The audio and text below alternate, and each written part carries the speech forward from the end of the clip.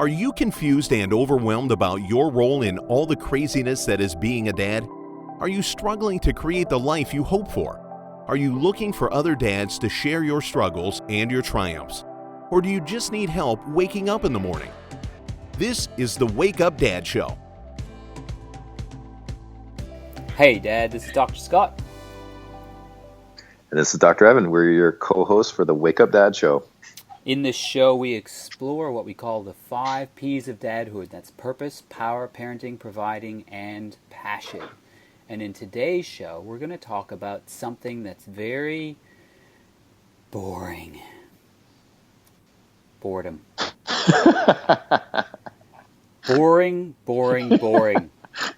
Dad, I'm bored. Dad, sounds like an interesting topic. I'm bored. It's God, it sounds like such a boring topic, doesn't it?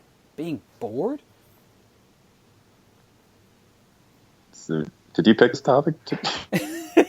I did pick this topic, and so I'm gonna give props out to a website called Fatherly.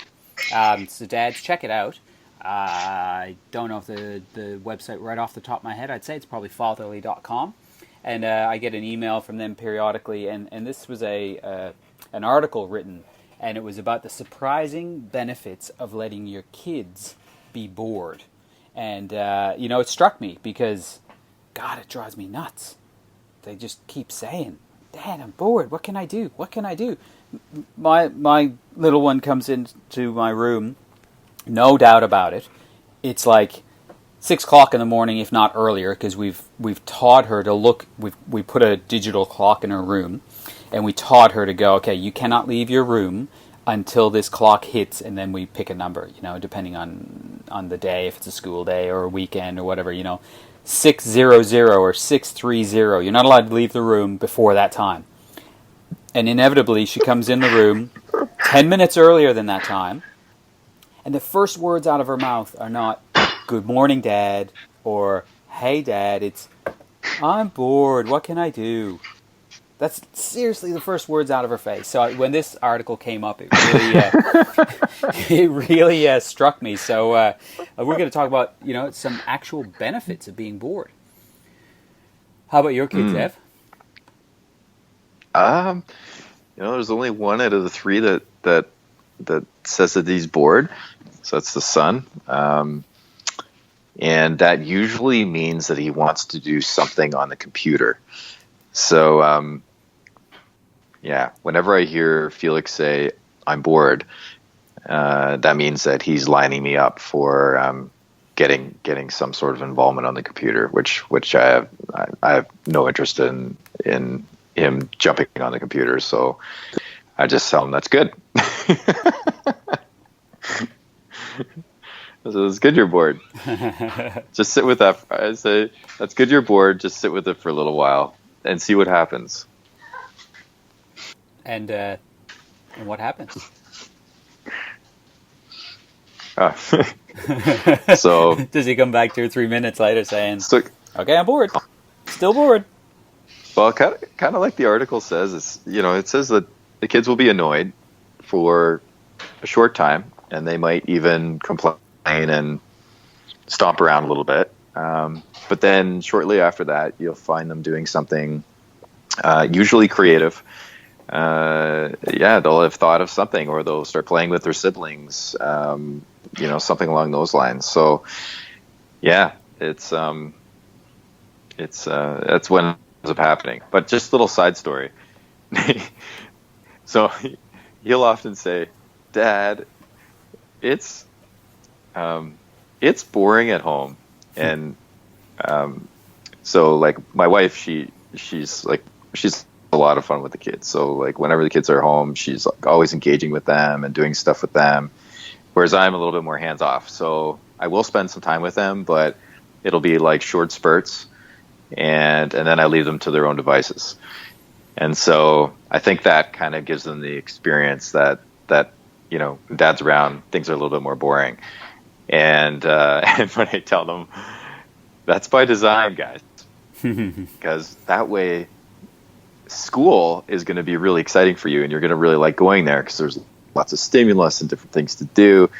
And that's kind of how I remember growing up, was home was boring. And I love school because that's where I got to learn and I got to interact with other people and, and play sports and all these different things. Versus our kids, there's times where they're having so much fun at home, or when it's summertime and they're having so much fun at home, they actually don't want to go to school. So there's another benefit of creating boredom in the home. So yeah, I mean, like, I'm not one to be. I have trouble. What's the word I'm looking for? I have trouble just being bored. Just doing nothing. I'm a real do something kind of guy. Like if I don't find something to do, I get bored very, very quickly. And sort of this article intrigued me because it said, it talked about the idea of. When you're bored, you get an idea or time to figure out who you are and to not feel guilty about boring your kids. Because I feel guilty because my kid's an only kid. She's 6 years old. So, she doesn't have a brother or sister to go play with. So, like, I feel that responsibility put onto me when she's bored. I'm like, am I being a bad parent? Because, I'm not entertaining her 24/7, and this article helped me get off the hook. Sweet, doesn't that work? It's great. I was able to go, hey, I'm doing good for my kid without really knowing it. But now I've got something to say. It's like, great, yeah, this is awesome. I can let my kid be bored, and it's actually healthy for them. But absolutely. But I think it is really good for their imaginations.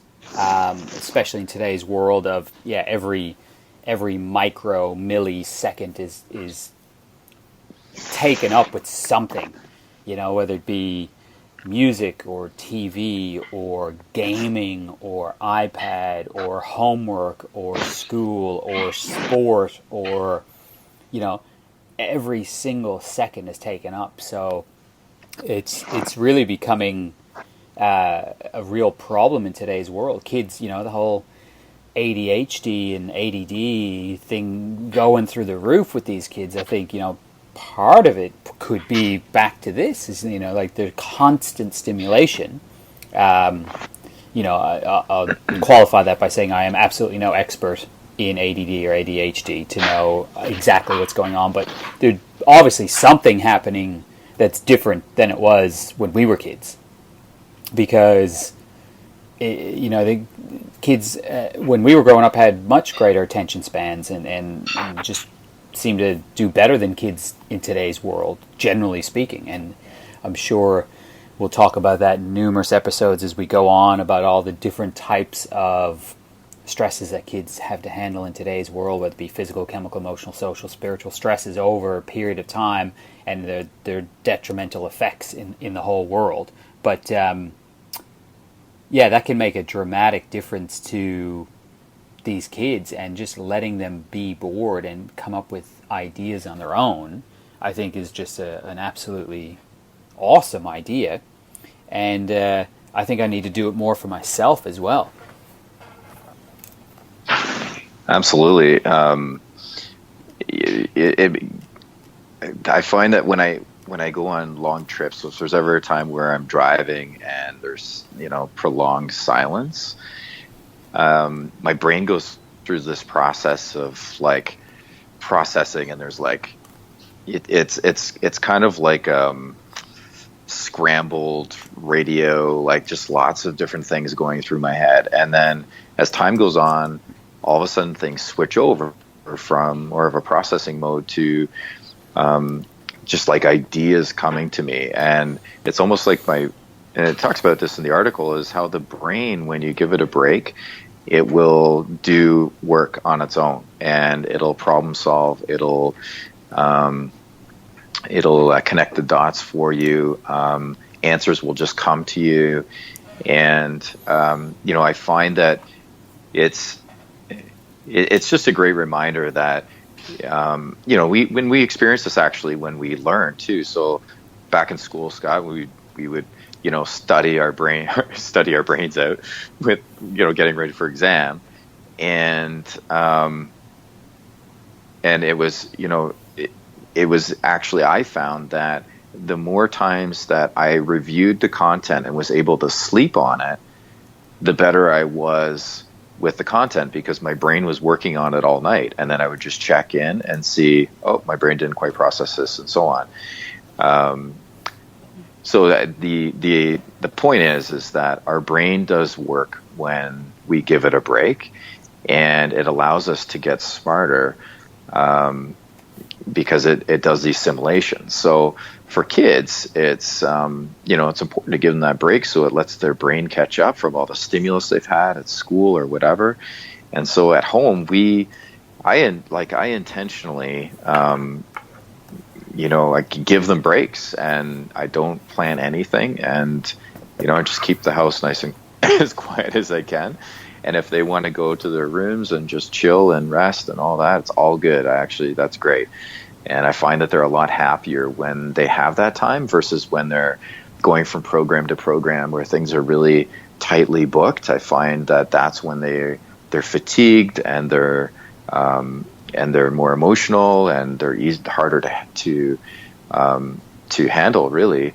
So I think from the parenting P of our 5 Ps, giving people the opportunity, ourselves, our kids, the opportunity to have downtime is super important. Oh, there's no doubt. Like we call it quiet time in our house, and she stopped having naps. I don't know how long ago now, a bit of a blur, but when she stopped having naps, we had to change the name from nap time to quiet time. And that's just a time that we let her go up into a room. We say, listen, you're not allowed to do too much. You need to, just have a lie down for 20 minutes or, whatever the length of time, whether it be somewhere between 15 to 30 minutes. For that exact reason, just let the mind calm down a bit. I guess, a different way of putting it, what we're talking about here, now that I think about it more, is more like a meditation or an active meditation or something along those lines to just quiet that mind down. And I totally get what you're saying when you said, say you go for a long drive and initially you get all this stuff, this clutter, this clatter, this verbal diarrhea going through your head, but eventually that sort of, eases off that little bit, and you get a little bit more clarity, and then that's where these amazing thoughts come from. And I'll tell you, I'll be the first one to sort of roll my eyes and take a deep breath when I hear the word meditation.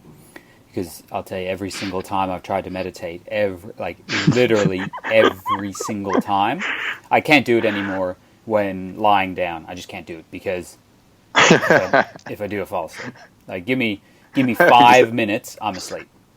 Yeah, same here. So I think I need to, if I'm going to try it again at some point, is to do it sitting up. But I'm afraid I'm going to hit my head when I fall over asleep by trying it if I sit up. So, but yeah, quiet time is just maybe a better way to put it, or boredom time is a great way for us as both adults and kids to stimulate our brains to respond in a different way and become healthier and more vital. And it really does sort of reset the clock. And typically when she does come out of quiet time, she's a lot more centered and balanced and just easier to get along with. So, I never really thought about it like that. It's more like boredom time, but I don't want to call it that, because then she might get a bit more problematic with it. She feels like she's bored for more than she wants to be anyway.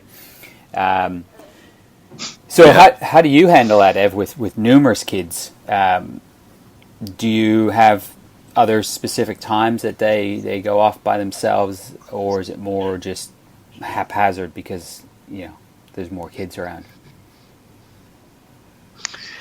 Yeah, I think that Felix is really strategically setting me up for the computer. I don't think he's actually bored. I think he's trying to tell me that, Dad, this is my last option. This is all I've got is the computer, because it ends up getting there. Because if I ask him, well, what do you want to do? He'll go, And so he's got these 2 math programs he does on the computer, and he really, really likes them. But we find that his mood changes every time he goes on the computer. So it doesn't matter whether he's doing math or, some learning game. we find it every time he's different, and it's not a good different. So we're actually trying to limit even the learning games now and have them do it in workbooks. So to answer your question, he's kind of, he's setting me up for, what he really wants to do, which is, he's very attracted to the computer. And because of the way he's responding on the computer and the way his moods change, it's kind of like he wasn't doing well with bread and anything with like gluten in it. And we figured that out. It was like an addiction. And so we had to like remove it from him, and it wasn't pretty, but it was huge because once we reintroduced it, he had a different relationship with it, and he was able to be a lot more empowered around it. And it was, we were able to give it, him something, and it wouldn't change his mood. Whereas, with the computer, it became an addiction. And so anyways, we're in the process of breaking that. With the other kids, my two daughters, they never talk about being bored. So I think maybe having siblings and so on that interact with each other makes it a lot easier for us, and we're not dealing with the boredom thing very often. And I'm pretty sure I got Felix figured out. But I did like the idea, like rather than saying boredom, just like actually creating things as a family or doing things as a family that give us that quiet time. So they had a few examples in the article, and one of them was just laying down on your back in the grass, or you could do it in the snow, since we're in Canada, or you could do it on the beach, being in Australia or somewhere else. Let's have a poll. Let's have a poll. Would you rather do it in the snow or on the beach? I'm just wondering, guys, message us or something. Get us on Facebook and let us know. Which would you rather? Just out of curiosity. Go ahead. Yeah. Yeah. So, and I know snow is going to be the highest ranking. Of course. Yes. Yep. You keep thinking that. Yeah. So, and just really looking up at the sky and looking at the clouds, and that was just watching the clouds go by, and that was one of the examples they used in the article. The other one was making up what you call shadow play. So that was using a flashlight and and doing different things with your hand. To me, that's a little bit more. There's a little more stimulation there. I don't know if that's exactly like there's definitely some brain firing there to figure out where to put your fingers, and seems more of a game to me, but I'll stop picking it apart. And then we've got and then there's this, the third one was plan a real or imagined feast. So this was like the example of like, again, to me that's more of a game, or like show, like pretend that you're creating the meal and that sort of thing. But the idea of just sitting still, like, I think that's one of just lying down on your back. And I'll ask my kids, hey, do you want to just snuggle, or do you want to lie on the couch with me? And literally just being quiet. My mom is a master of quiet. Like when we go to visit my mom, and stepfather, they are so quiet. Like they could sit there and just read a book the whole time that we're there. Like that would be totally fine with them. and we just, and it just helps us rejuvenate, and it's just so relaxing to be in that environment where it's not go, go, go, go. And we really like get to decompress and enjoy that space where, it's just quiet and there's not a lot going on. Like my mom will plan, if she's going to plan something, it's just one thing that day. Versus Cheyenne's mom, for example, she loves the busyness and like the go, go, go, go. And there's like, I don't like, if she actually was to sit down and just be still and quiet, I'd be shocked. So, and it's a good lesson for me because I appreciate both. And I think as dads, we can experiment with it and actually try. Because if we live in a home that's very highly stimulated, like let's say we're married to a person who's like a go person, and I would say my wife is more of a go person than I am. And I think that's maybe we balance each other out. But like if it's a go household, actually, with intention saying, hey, let's just like not plan anything, like, or, I think we've got too much planned. Let's give the kids a break. Let's let them just have some downtime. Because I think overall everybody's happier and healthier as a result. What do you think, Scott? Yeah, I totally agree. And, I love that snuggle on the couch idea.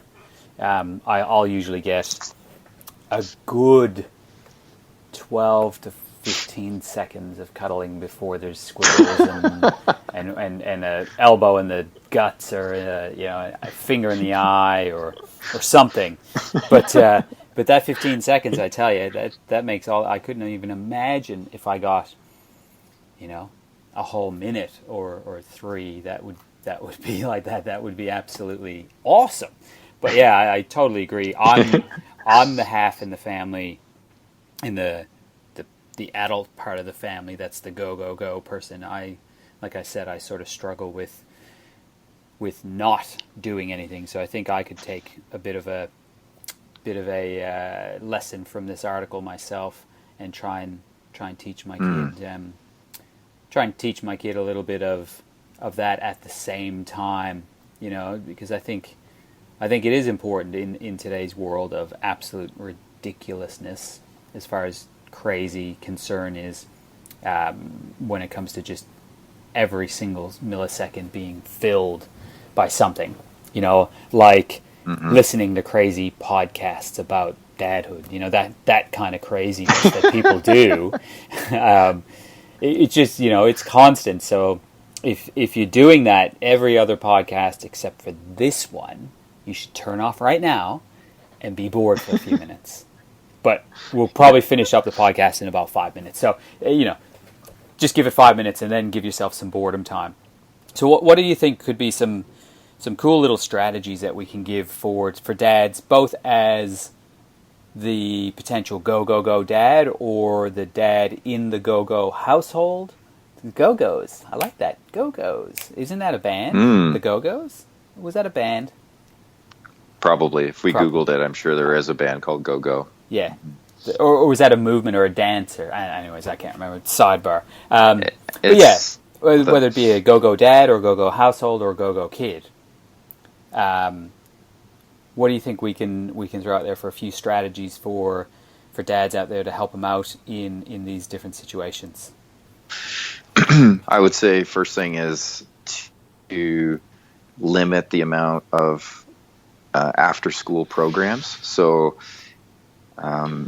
we've gone both ways with it. So we've had semesters, so to speak, where we've got like 3 or 4 days of the week where we have something scheduled after school, and I find that that's just too much. So we cut back, and now it's 1 or 2 afternoon programs, and it's been better for everybody. Everybody's just a lot more relaxed, and it's more enjoyable. So I'd say number 1 is, not having so much scheduled activity after school. I mean, they've just done like a whole day of getting content and play and stimulation and kids, and and they're doing technology in schools now and all this stuff. And then they come home, and then we're giving them a program to do as well. And there's, and then it's dinner, and then, homework, and then bed, poor things, right? Like, it's just like constant. They never get to stop. And, I value, even if I can just sit down and do nothing for like 20 minutes or a half an hour, that to me is super, super important time. Like just to chill. So I think that's another thing we can do as dads is take time to to relax, and make sure that your spouse or your significant other, if you're living with somebody, make sure you give them that same grace, because I think that it can happen in couples, and I'm speaking from experience, where if you're in a go household, and the person who's not the go sits down. So wait a minute, are you trying to one up me here? I'm talking about the go, and you're talking about the go. Are you trying to one up me? What's happening here? Did you just up the ante? Is your house a go house and mine's a go house? I'm pretty sure that wasn't the intention, but anyway, we can get competitive. We are male, so yeah, giving your the other person in the household, if you're sharing a household, permission to take some time. And what I was going to say there was that, from speaking from experience, being in a go household, is that I always felt like I shouldn't sit down, because that's like decreased productivity. There's stuff to get done, but then I started to just verbalize. It's like, you know what, I just really just need to just like chill. I just need to take a break. I've been going all day. I'm just going to take like 15-20 minutes, and then I'm back in the game type thing.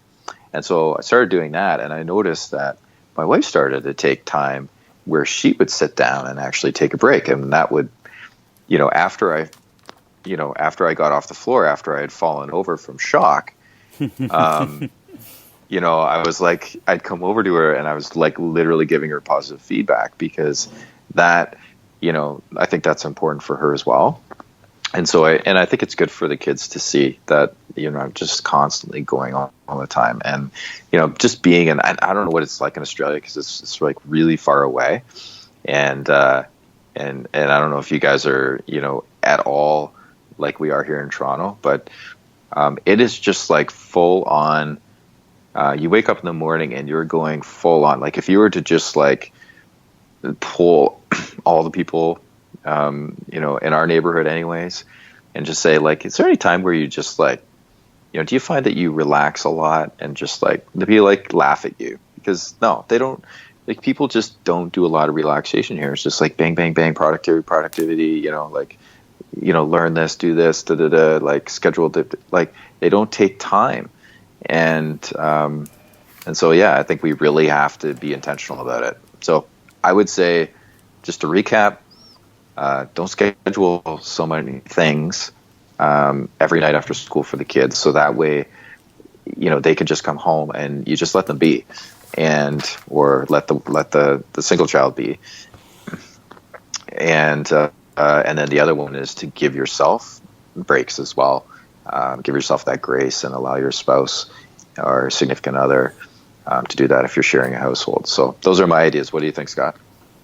I made up a little list here myself. So, like, definitely another big one, I think, with limiting is screen time, for so many reasons. But for one is that if your eyes are looking at a screen, they're not relaxed. Your brain is not relaxed. It's constantly in action, even though sometimes it feels like, some people say, oh, I just need to chill out, so I go in front of a television. Yes and no with that one, because you still have to limit that screen time for all of the other effects of screens on your mind. And then on the opposite side of that is if you read a book.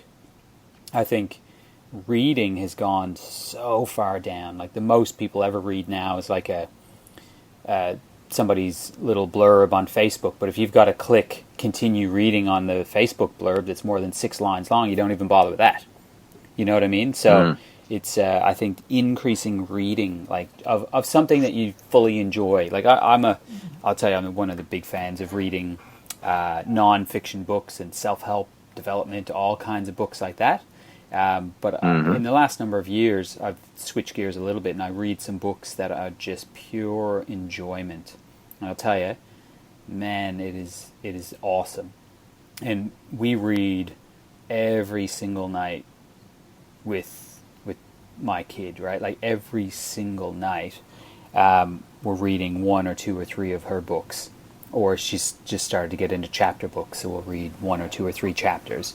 And I just really, really have implanted that in her. We've done that literally since the day she's been born. I bet you there's only been a handful of days that we haven't been reading together. So I really wanted to implant that in her head, that that's a really awesome, important thing to do in life. Increasing imaginary play, like we talked about earlier. Like for us, we've got this little game. I'll try and get the name of it and put it in the show notes or something. It's story cubes. And so they're little dice, and each of the 6 sides of the dice has a picture on it. And then there's 6 or 8 dice. And you take them all up in your hands and you drop them on the table or whatever. And then you tell a story based on the pictures on the dice. And I think that's just a really cool way to chill out, but also create that imaginary play inside people's minds. Another really cool one is just board games and card games, getting back to that family unit.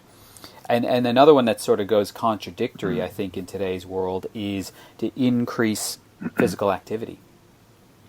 If you think about kids, their stimulation, so much of the stimulation is at school and at home, but it's all based on sitting down. It's all based on screens and books and writing and, all these very, very physically inactive things. So I think if we can get a period of time where we get some, because for me, I'll go back to, again, my own personal experience. When I go out, I've got a gym out in my garage. And when I go and do that, that is a real important time for me to just chill out.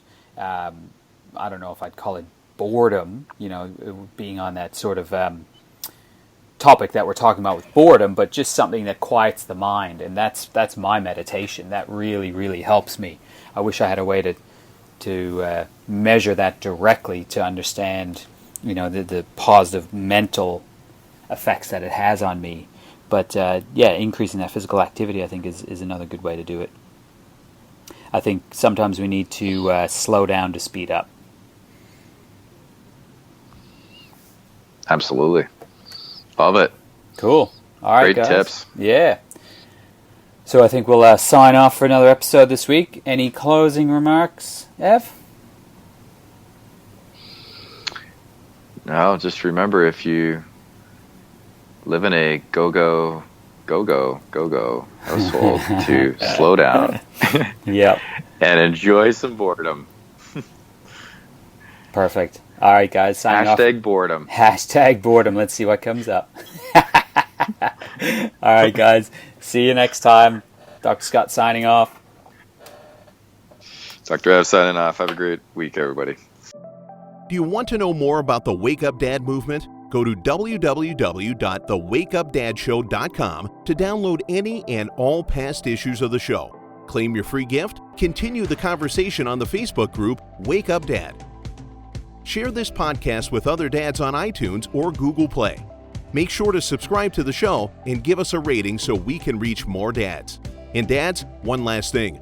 Wake up!